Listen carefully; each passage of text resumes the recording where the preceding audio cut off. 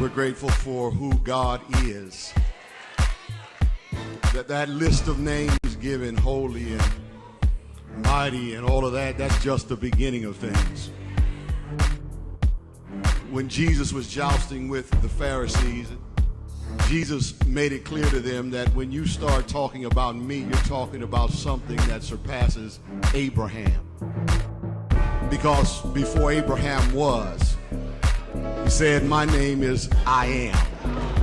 In other words, when you open up the book to look at all of the good things that a person can possibly be, mighty and triumphant and awesome and holy, he says that that's just the beginning of it. He had to close the book. Who I am, America. Who I am, America. I'm DJ D.O.C. Well, of course, that's not my real name. Real name, Carl Kincaid. Grew up in a household of two parents. I had one younger brother and, a younger sister. Coming up, raised in the church. Raised in the church, man, and my story is it's not, it might be different, then it might be similar to some other people.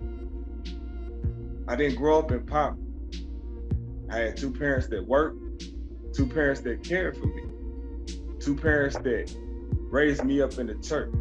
The Bible talks about train up a child in the way they should go. That way, when they're older, they won't depart from it. So coming up, growing up in the church, singing in the choir, at church Monday through Sunday, involved in the youth choir, youth activity, involved in sports. I played basketball, football, ran track. At one point in time, I was a Boy Scout.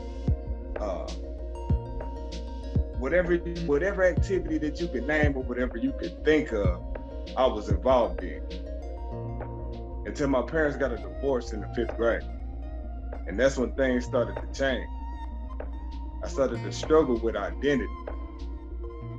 I didn't know who I was, but still being involved in sports and doing fairly well in school, I started to lose focus. And by the time I was in the 6th grade, grades started to drop. I started to have a lot of anger built up in me, not really knowing who I was. Wasn't hood enough for some of the black folk.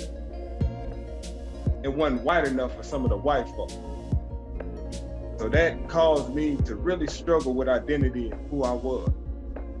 So by the time the 7th grade hit, I got in my first fight. My first fight in the 7th grade.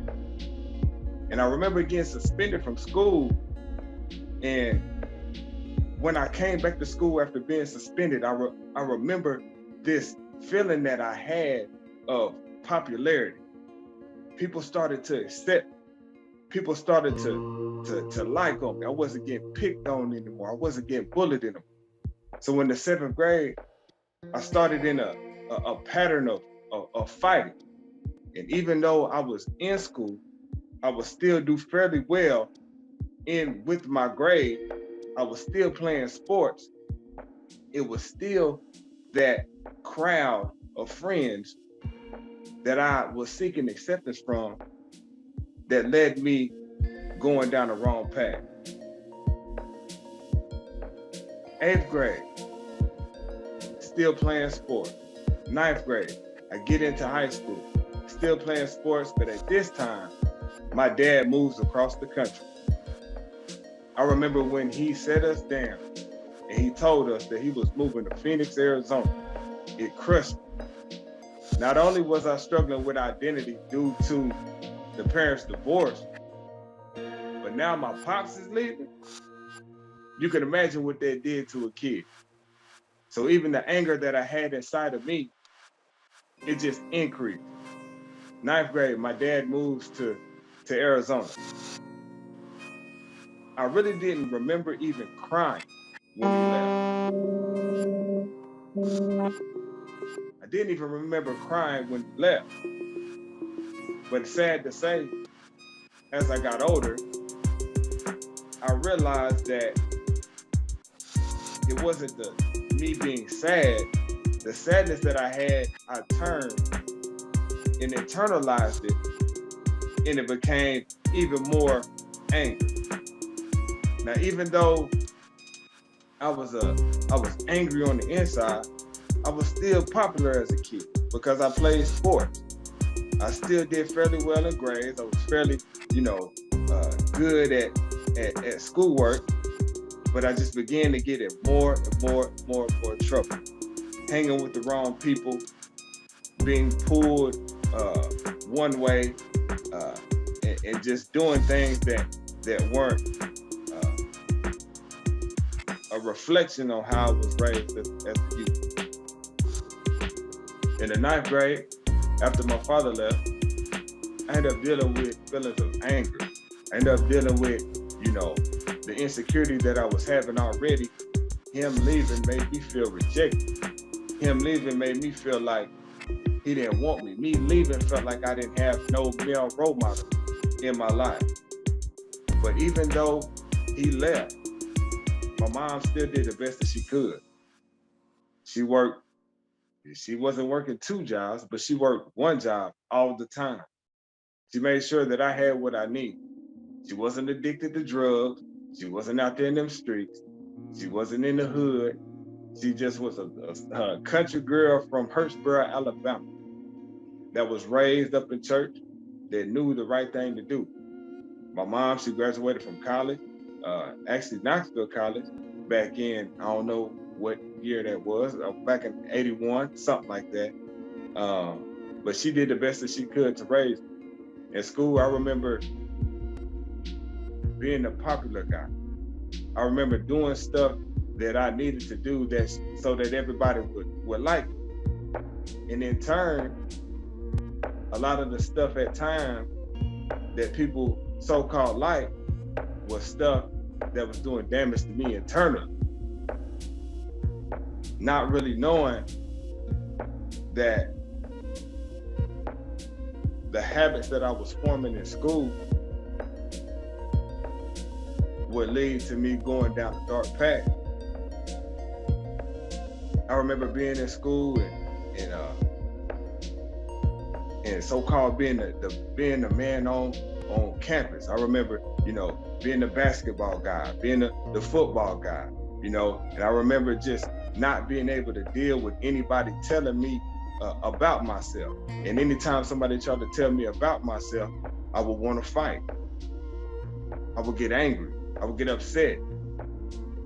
But this is the stuff of me, in the absence of my father, how I would deal with things. I really didn't talk to anybody about the stuff that I was going through. I just thought that it was, as a man, you were supposed to not cry. I thought as a man that you were supposed to just keep your feelings in, keep your emotions in. So I started gravitate towards people who weren't necessarily doing the right thing. I remember I started smoking weed when I was 15 years old. Started smoking weed, started drinking, started partying, but all in the same time, being in school, it was like I was conflicted. It was like I had friends who were dropped out of school. I had friends that was living the street life. I had friends that was out there shooting people. I had friends that was out there robbing folks. But on the other side, I had friends also that was doing the right thing. I was conflicted. It was like how people say you got the angel on one side and the devil on the other. I was conflicted. I didn't know which one I wanted to be. I didn't know if I wanted to gravitate towards being a thug or if I wanted to gravitate towards being a schoolboy or a church boy. So what they did was I started to try to navigate both worlds. And what happened is it ended up turning me into somebody that I did not like. It ended up turning me into pretty much a chameleon, knowing how to adapt in certain situations. But one thing I can say, through my high school years, my mama always made sure that I had what I needed, that I went to class, and out of all my friends that was at school, I believe I was one of maybe a few to graduate high school. I went through the 9th, 10th, and 11th grade, 12th grade, playing sports. But the thing was, I would do barely enough It's like I wouldn't go all in my schoolwork because I wanted to hang out with the people in the street. And I didn't go all in the streets because I didn't want to be looked at as a failure. So I did barely enough to be able to graduate high school. I did barely enough. I didn't have straight A's, but I did do what I needed to do to graduate high school. But even though I graduated high school, one would think that my path would be straight and narrow from then. But what happened next, just have to wait to see. Okay. Who I am, America? DJ D.O.C. Government name, Carl Kincaid. Out of high school, I get accepted to a HBCU in Alabama, Alabama A&M University. But at the time, when I got accepted, I was excited. But the reality of it is, my work ethic has not changed. The same work ethic that I had in high school, wanting to barely do enough, having a foot in the streets and having a foot in school or in church, I was still walking out. I was still conflicted of what I wanted to do. And my advice to people is, when you do something, you gotta be all in. You can't straddle the fence. So what ended up happening, I ended up going to college. I went to A&M.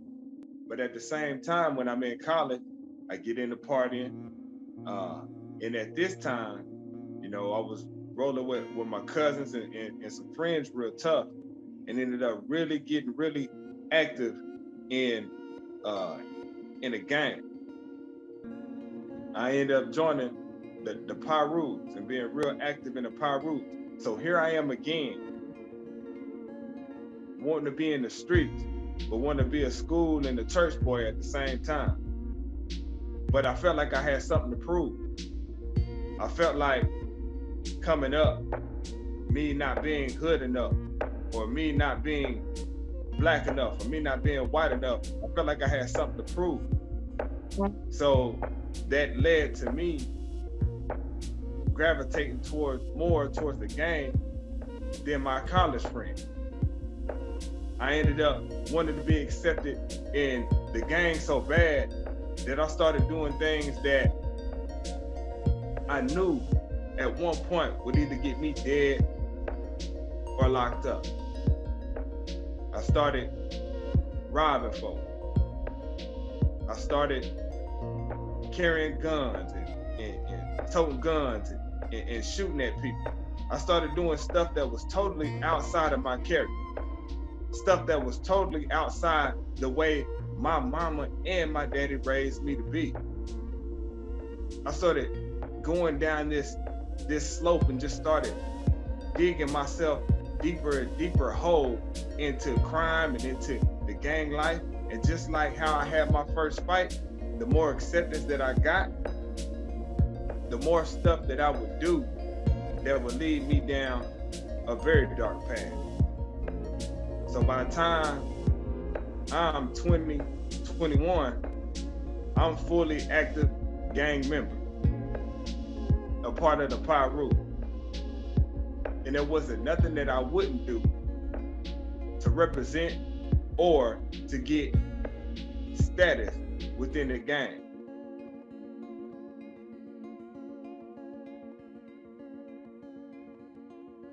My bad, I paused for a second.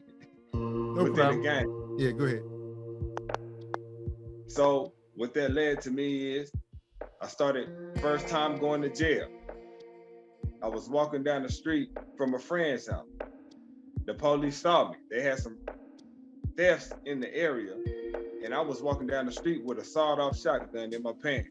The police pulled over, checked me, searched me, found a gun on me, and that started the roller coaster of incarceration. So at that time, first time incarcerated, you bail out. And at that time, I thought it was okay. I thought it was just a little slap in the wrist. So I started to do more and more things that would lead me closer to prison. So I was still conflicted. I was working a job, but I wanted to be in the street. I was going to school, but I wanted to be in the street, which eventually led to me dropping out of school the second year and working a job here and there, little grocery stores or uh, little warehouses. Couldn't hold down the job because I wanted to be in the hood, you know, addicted to weed, and at this time doing cocaine, doing pills, uh, just living a full-fledged street life. But there was always something in the back of my mind that was calling me to stop. So I ended up in Alabama. I ended up leaving and moving back to Knoxville in 2006. I ended up moving in with my mom, you know, to try to, you know, be somewhere where somebody loved me. Because the time that I was in Alabama, I felt alone. Even in the midst of having all these friends, even in the midst of being part of a gang, I felt alone. So I moved home to be where people truly love you. If you have family, if you have a mom and a dad, cherish them. Because at the end of the day, family are going to be the ones that'll be there. They'll be the ones that'll be there through thick and thin. So I moved back home in 06. 06, get a job, working, but I'm still in and out the street. So I ended up one day catching a robbery charge. I caught somebody at the gas station and attempted to rob me. I didn't get anything, and we fled, but they ended up putting a warrant out for my arrest for aggravated robbery. So at the time, really coming through school, not having a good work ethic, not taking care of business, doing this stuff that is manipulative and just getting in the pattern of, you know, not handling business, caused me to go on the run. I went on the run from the police from 2006 to 2008. While between 2006 and 2008, still just trying to live a double life. Calling myself, you know, being in the streets 1 minute and trying to go to church and be in church the next minute. But one thing that I can say is through this time, it's like I started to hear God's voice. It's like something was pulling me. And it's just at the time, hanging out and doing drugs and robbing people, you know, at the time, it just didn't feel right anymore. And all I could do was just remember the things that I was taught growing up in church. The things that, you know, we was taught, the 10 Commandments, thou shalt not steal, thou shalt not kill. And when I look at it, I'm doing the very things that go against God and what his word says to do. So in 2008, I ended up getting caught. They ended up catching me. I went to jail for 2 months while fighting this case, and they put it off. They put the case off, the court date off 2 times, and the third time that I went to court, the witness didn't show up, so they dropped the charge. But the thing about it is, I played that role in jail, like I was Mr. Christian. I played that role in jail that, yeah, I'm gonna live for the Lord. Lord, if you just drop this charge, I promise I'm gonna live for you. I played that role like a lot of us do. But God gave me grace and he gave me mercy. And he dropped the charge and he let me go, hoping with the hopes of that I would do right. I get out. No more than a year later in 2009, I catch another robbery charge. But before I catch the robbery charge, it's like I'm trying to inch closer and closer to God. It's like I know this stuff that's happening is not cool. I'm seeing people that I know, you know, get killed. I'm seeing people that I know go to prison for a very long time. And I know what I'm doing is not right and it's not pleasing to God. So it was a war going on in my mind. So in 2009, I was facing an eviction. So instead of me working and earning money, like most citizens do, because of a drug addiction, because being addicted to drugs, uh, I would spend the money that I got very quickly and just go out and rob somebody else or try to come up with a quick scheme to get more money. Well, what that led to me doing is in 2009, going and robbing somebody at a gas station. But see, this robbery was a little bit different because before I did it, I was playing worship music in my car. I was going to church on a regular. I was trying to do the things that God wanted me to do. It's just the pull of the enemy was just so strong. And I remember catching a robbery charge in 2009 that resulted in me going to prison. I went to prison for an aggravated robbery and ended up doing 2.5 years on an 8-year sentence. And what happened next? Gotta wait and see. Who I am, America? DJ D.O.C, also known as Carl King K. But where I am today, God has completely transformed my life. When I got out of prison in 2015, man, I just started to live for Him. I told God that I wanted to surrender it all. And so when I got out of prison, just ended up living for Him, getting in the Word, seeking Him, doing things His way. I ended up getting a job. I had my own car. Of course, I had a license. Out of prison, I ended up getting married in 2016. I have a 11-year-old little girl, and also since being out, I've had a 3-year-old little girl, and also just had a little boy. And God has completely transformed my life from where I used to be to where I am now. Understanding that who I am, the things that I used to struggle with in my identity, I didn't know who I was. But since living for God and being saved and walking in the Word, He shows us who we are in Him. The Bible talks about, for He made Him to be sin for us who knew no sin, that we might become the righteousness of God in Him. So understanding that we are the righteousness of God in Christ Jesus, and understanding that He cares for you. I'm talking about He's blessed me. It's been a promotion after promotion. I remember, when I got my job, I ended up being promoted to assistant manager within a month, and then within a year being a manager of a store. We're talking about somebody who was just in prison for an aggravated robbery is a manager of a rent-to-own store, dealing with money, dealing with checks and doing audit and stuff like that. Just God totally overriding every natural circumstance. And I promise you, if you put Him first, you'll see what He can do in your life.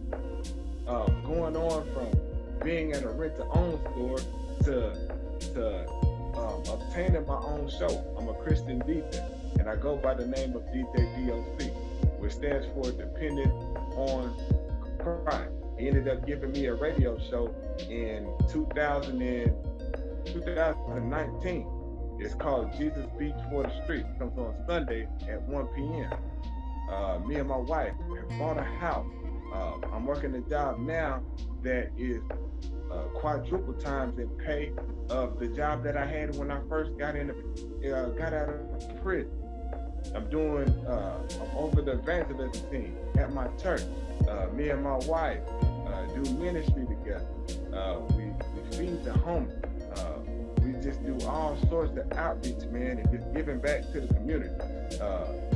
It's one thing to talk about, and it's one thing to have the jailhouse religion. But one thing I encourage brothers to do is to, when you get out, to really seek God, to really give Him your all, to really do things and live life like He wants you to live. And I promise you, you'll see what He can do. I'm a living testimony. I went from being an insecure little boy to, through adolescence, to fighting, to being addicted to drugs, to joining a gang, to going to prison, to getting out of prison. And God has totally transformed my life. I can't say it enough. Give your life to Christ, man. I promise you, you'll see what he can do. And it's not even just about what he can do for you, but it's about honoring him and being grateful for the things that he's done for us, for loving us so much that he sent his son to die on the cross for our sins, that we could never repay him. But understanding that he loved us so much that he wanted to be in fellowship, wants us to be in fellowship with him. So just since then, man, it's been a lot going on. Being able to be a family man, DJ, minister, evangelist, husband, just God has just really turned my life around. And I owe all the glory, all the honor, and all the praise goes to him. So I encourage, if there's a young brother out there right now who's going through it, who you feel alone, you feel like there's no hope in sight, you feel like there's no light at the end of the tunnel, I promise you, God cares about you. The Bible says to cast your cares upon him, for he cares for you. I promise you, don't give up. Don't give up hope. Lean on God's everlasting arm. You hear me? Just do, what you got to do to glorify him in everything that you do. And I promise you, you'll start to see a change. So that's my story. DJ D.O.C. Be blessed. In Jesus' name.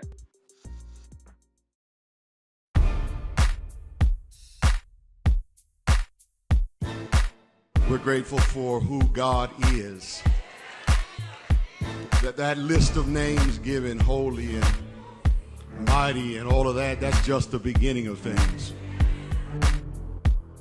When Jesus was jousting with the Pharisees, Jesus made it clear to them that when you start talking about me, you're talking about something that surpasses Abraham. Because before Abraham was, he said, my name is I am. In other words, when you open up the book to look at all of the good things that a person can possibly be mighty and triumphant and awesome and holy, he says that that's just the beginning of it. He had to close the book when trying to describe himself and just said, I am. Start your roll of names of all the things I am. That's just the beginning.